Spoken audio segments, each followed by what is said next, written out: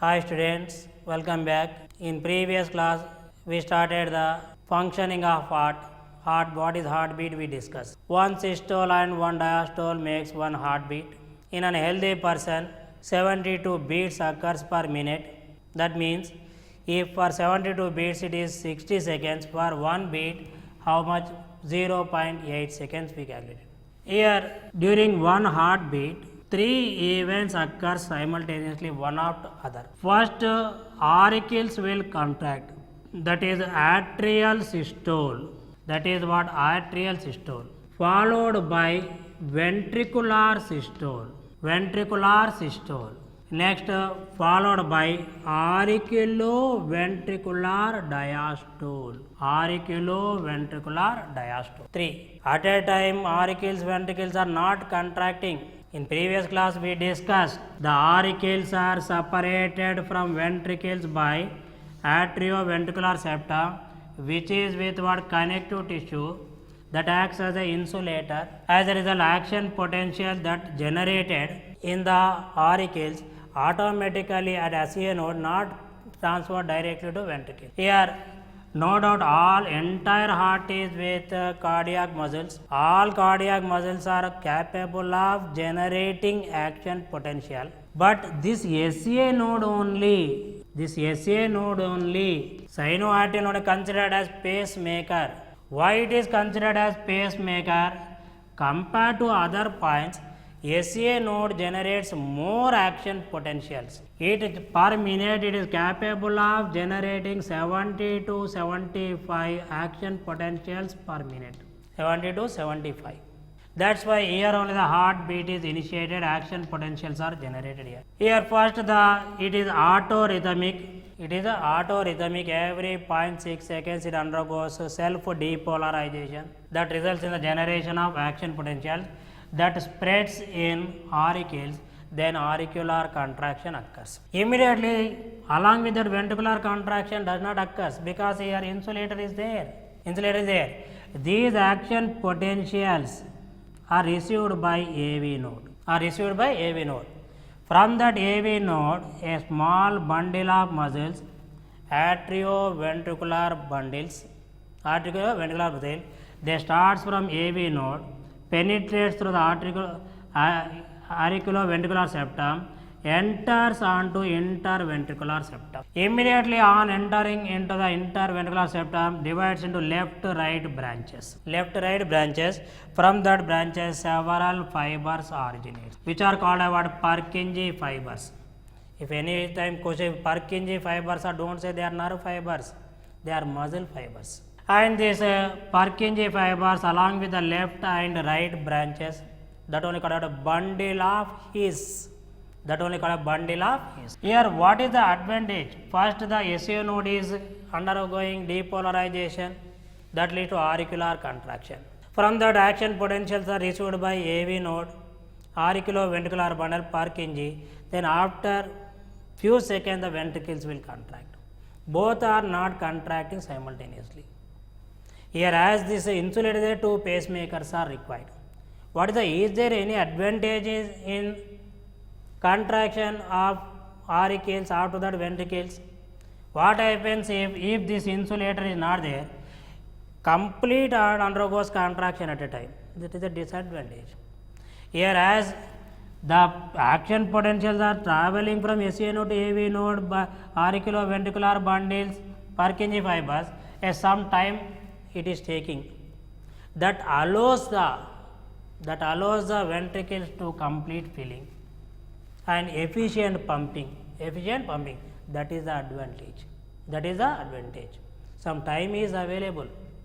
By utilizing that time, complete blood from auricles is poured into ventricles, and complete filling of ventricles is possible because of these two pacemakers. Here advantage is there.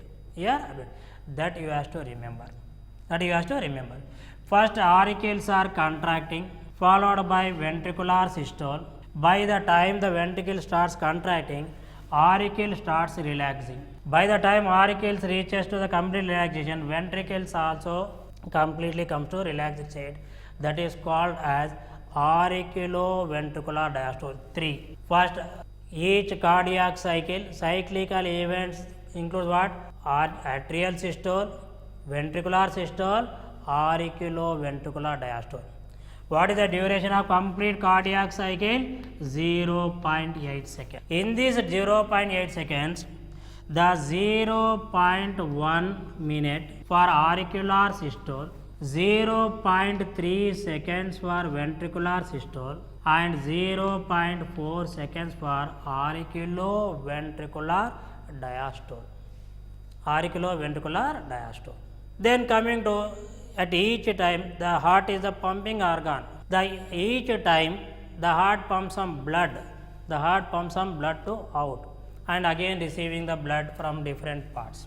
The blood pumped by heart during each heartbeat, that is called as stroke volume. That is called as stroke volume. At each time, each ventricle, it pumps approximately 70 ml of blood. 70 ml of blood. This is what stroke volume. This is during each heartbeat. Each heartbeat. Similarly, the blood pumped by heart in 1 minute of time. The blood pumped by heart in 1 minute of time, it is called as cardiac output. Cardiac output. Cardiac output, it is equal to cardiac output. How you can calculate? Stroke volume multiplied by number of beats. Number of beats per minute. Here what is the stroke volume? 70 ml. In a healthy person, number of beats, if you can take round figure, 70 ml, 70 beats you can take, 70 beats, no doubt 72. That comes roughly, if you take the 72 here, that comes roughly to 5,500 ml. 5,100, that is 5 liters. Whatever the blood present in the healthy person, means whatever the blood present in a healthy person, once in every minute that is passing through the heart, taken to lungs for oxygenation. Taken to lungs for oxygen. This is cardiac output and stroke volume. Based on this, you may get some questions. A person can alter both stroke volume and cardiac output. For example, sometimes question may come like this. A person is suffering from low heartbeat, bradycardia, only 50 beats per minute. 50 beats per minute. Here, remaining the stroke volume constant. What is the cardiac output? Here, what is the cardiac output? Stroke volume. Stroke volume remain constant, I told. It is 70. How many beats? 50. Means what? The number of beats decreased to number of beats decrease 50. What is the cardiac output? 3,500 ml. Sometimes cardiac output is given and you may be asked to calculate what is the stroke volume, what is the number of heartbeats. From this you may get some questions. And coming back to heart here, each ventricle is capable of accommodating 120 ml of blood. Whatever the blood that is present in each ventricle during completely diastolic stage, relaxed stage, that is called as end systolic volume.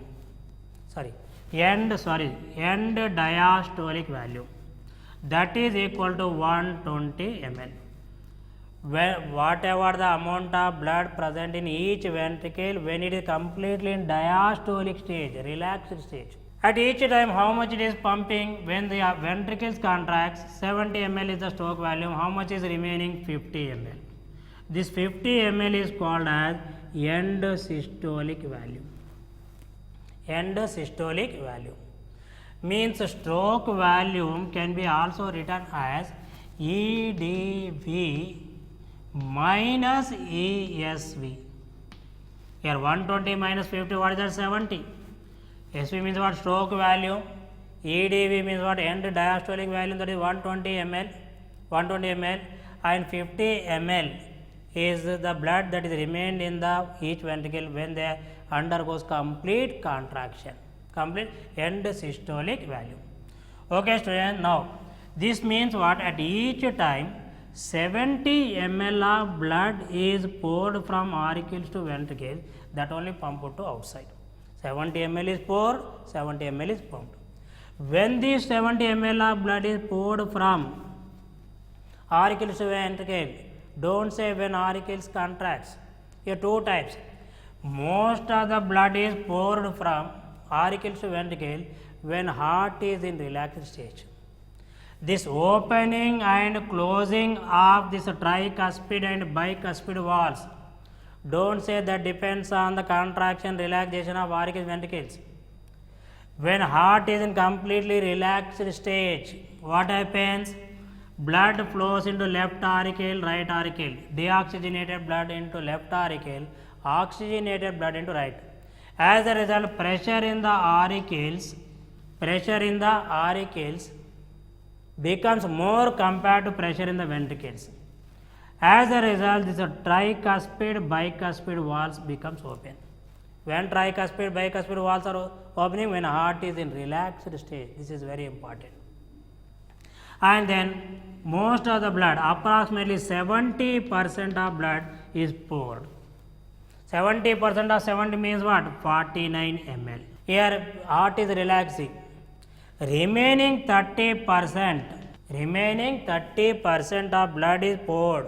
That is what? 21 ml when auricles contracts. When auricles contracts, total 70 ml. 49 ml, 70% of blood is poured when it heart is relaxed. It is a passive filling, no energy is required. Remaining 30%, 21 ml is poured when auricles contract. That requires the contraction of muscles, that requires energy.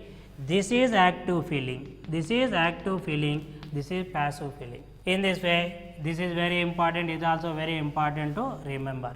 Very important to remember. 70 ml is poured and 70 ml is pumped back. Clear? End systolic volume and diastolic volume, all that I think clear to you. Then coming to this functioning of heart, a graphical representation of functioning of heart only called as ECG. ECG. Electrocardiogram or electrocardiograph. What is the difference between electrocardiogram and electrocardiograph? Yeah, don't confuse. The picture that is obtained is called as electrocardiogram. The instrument that is used to record functioning of heart, that is electrocardiograph. This is clearly mentioned in the NCERT book. Once again go through that. And here graphical representation of functioning different events that are taking place in heart. Here a small instrument that is called electrocardiograph, and that is connected to what? Computer screen for recording. And from these 3 lead electrodes. In standard ECG, only 3 lead electrodes are used. For complete detailed picturing, that what we are seeing in pictures, several lead electrodes are used that are placed at chest region and angle. But in standard ECG, only 3 electrodes. One to the right wrist, one to the left wrist, another to the left ankle. Another to what? Left ankle. Only 3. When switch is put on, a picture appears. That picture, this is the what? Baseline potential. Immediately a small peak appears like this. Then immediately it falls down, suddenly rises up, again fall down further below the previous one, again comes to normal, one more peak like.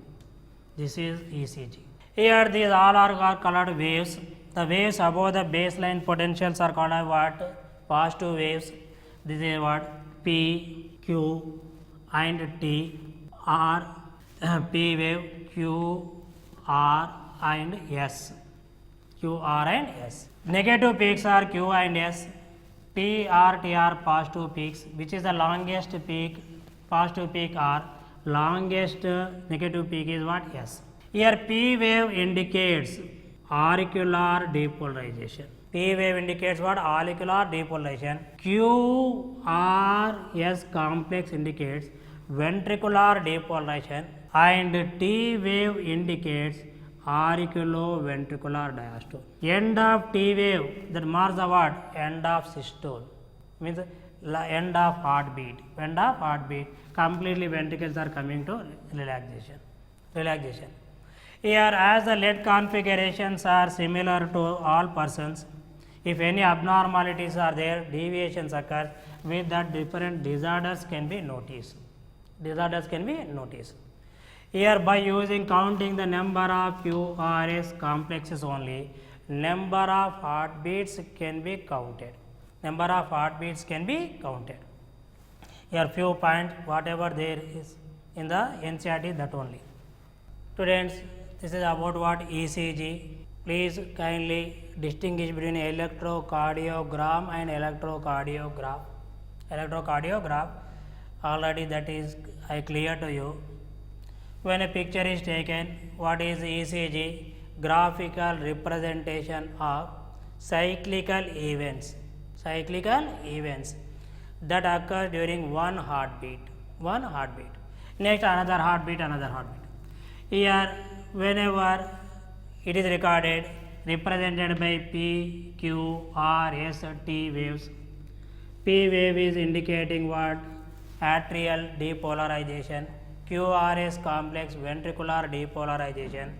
T waves auriculoventricular repolarization, coming to normal. Here, number of heartbeats that can be counted by counting QRS complexes taken in ECG. As the peaks are similar lead configuration in all individuals, any abnormality that leads to what?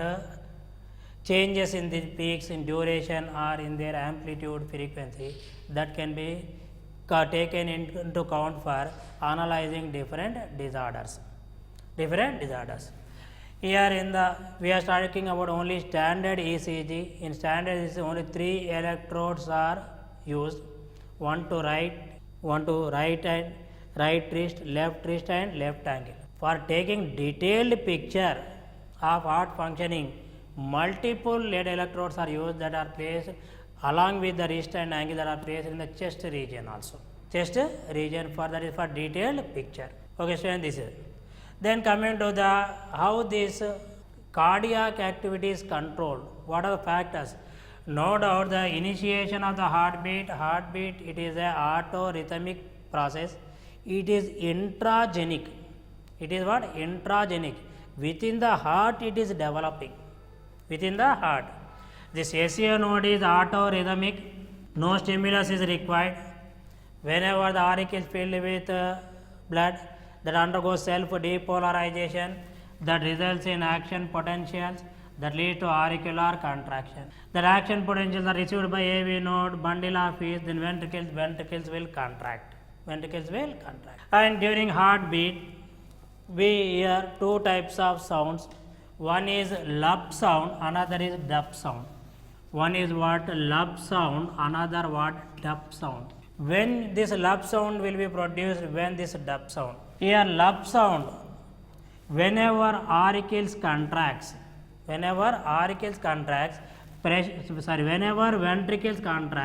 pressure in the ventricles becomes more compared to auricles. Whenever ventricles contracts, ventricular pressure becomes more compared to auricular pressure. As a result, this tricuspid and bicuspid valves will close. That produces first heart sound lub. Then simultaneously, these semilunar valves guarding the aortic arches will open. Then deoxygenated, oxygenated blood enters into the respective aortic arches. Now, inside the aortic arch, pressure is more, and ventricles, as they are becoming empty, not completely empty, most of the blood is pumped. Ventricular pressure is less now, and because of pressure inside developed aortic arches, these semilunar valves will close with a pressure. Closure of semilunar valves produces second heart sound, that is dub. Lub is produced when tricuspid and bicuspid valves will close. Dub sound is produced when semilunar walls of aortic arches will close. This tricuspid, bicuspid walls are closing when ventricles are contracting. That's why the lub sound can be also called as systolic sound. And automatically you can imagine what is this dub sound. When ventricles relaxes, pressure inside becomes more. That causes the closure of semilunar wall that produces the dub sound. That is a diastolic sound. Diastolic sound. Lub and dub. Lub and dub. These are the sounds. Then no doubt the heartbeat is auto-rhythmic. Rhythmic what is taking place at a regular intervals of time. It is intragenic. But heartbeat is, it can be altered. It can be increased, decreased by certain factors, both nervous control and hormonal control. Coming to nervous control, vagus nerve, which is the 10th cranial nerve. 10th cranial nerve. Through this vagus nerve only, parasympathetic nerves, a branch of vagus that reaches the heart. Parasympathetic nerves innervate the heart. At the same time, heart is innervated by sympathetic nerves also. Sympathetic nerves. The sympathetic and parasympathetic nerves, these are antagonic systems. They act like an accelerator and brake. The epinephrine, norepinephrine released from sympathetic nerve endings that increases the rate of heartbeat. Acetylcholine that is secreted by nerve endings of parasympathetic nerve that acts as a brake that inhibits the nerve heartbeat. Heartbeat is increased by sympathetic nerve endings and the decreased by parasympathetic nerves. Okay students, if the parasympathetic nerves innervating heart are removed, that are seized, that are cut, what happens? That leads to what? Only increase of heartbeat. Here there is no brake, only accelerator is working now. That leads to what? Increase the rate of heartbeat, increase the cardiac output. That may lead to what? Malfunctioning of heart, finally death also. If parasympathetic nerves are removed, only brake is applied, the heartbeat drastically falls down. Cardiac output decreases. Along with this nervous control, some hormones also plays a key role. Hormones, thyroxine hormone increases the rate of heartbeat, but it does not act directly on the heart. How thyroxine increases the rate of heartbeat? Here one of the function of thyroxine is it increases the oxygen consumption by the cells, thereby increases the basal metabolic rate. Means when thyroxine levels are more, demand for oxygen in the cells is increasing. In order to fulfill that demand by cells, tissues, heart has to pump more and more blood. Then it has to undergo more contraction, more relaxation. In that way, thyroxine is increasing the heartbeat. Then already with adrenaline, noradrenaline that is produced from adrenal medulla also. That also increases the rate of heartbeat. Here heartbeat, it is no doubt it is autorhythmic, it is intragenic, but it is altered by nervous control and also hormonal control. And lastly, discussing what are the disorders of circulatory system. First disorder is hypertension. What is hypertension? Nothing but a high BP. Normally, in normal healthy person, here blood pressure is how much? 120/80. That is systolic pressure and diastolic pressure. What is systolic pressure? The pressure exerted by the blood on the walls when a heart is contracting. What is the diastolic pressure? The pressure exerted by the blood on the walls of arteries when the heart is relaxing. Normally it is 120/80 in a healthy person. If it goes to 140/90, means that only we are calling it as what heart, that is called what hypertension, high BP. It is of maybe of genetic origin or because of food habits or because of tension, that only called high BP, hypertension. It can be measured by using an instrument sphygmomanometer. Sphygmomanometer. Then next disorder is CAD, coronary artery disease. It is also called as atherosclerosis. Here, what are coronary arteries? Don't confuse with coronary arteries and carotid arteries. Carotid arteries originates from the systemic artery. They mainly takes the blood to what head part, brain and other parts. Coronary arteries also originates from systemic artery, which supplies blood to heart muscles. Whenever cholesterol levels, fat levels, fibrous tissue increases, that accumulates in this coronary artery, the lumen of coronary artery becomes narrow. As a result, the supply of blood to the heart muscles decreases. That only called as what coronary artery disease or atherosclerosis. It leads to heart attack. It leads to what? Heart attack. Then coming to next one is angina pectoris. Angina pectoris. Whenever there is inadequate supply of oxygen to the heart, a chest pain develops. Chest pain develops. It also indication for heart attack, that is called angina pectoris. It is a kind of chest pain. The starts here gradually increases.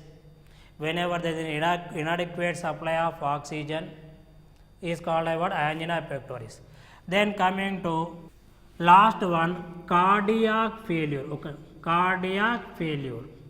Here cardiac failure is different, cardiac arrest is different. Cardiac failure means heart is still functioning, but it fails to fulfill the demands of tissue.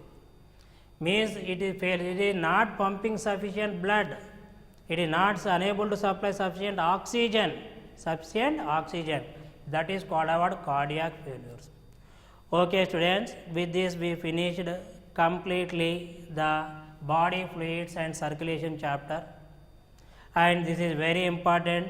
From this there is a possibility of two questions. Again, once again go through this. Best of luck, my students.